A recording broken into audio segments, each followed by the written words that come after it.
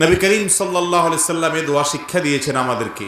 এই সাইয়্যিদুল ইস্তিগফার পড়ার পর যদি কারোর মৃত্যু হয়, মওত হয়, তো আল্লাহ রাব্বুল আলামিন তাকে সরাসরি জান্নাত দেন, সমস্ত গুনাহ মাফ করে দেন। আল্লাহুম্মা আনতা রাব্বি, সাইয়্যিদুল ইস্তিগফারের ভাষা দেখেন।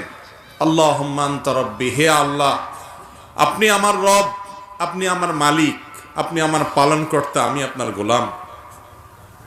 খালাকতানি, আপনি আমাকে সৃষ্টি করেছেন। ওয়া আনা আবদুক, আমি আপনার গোলাম।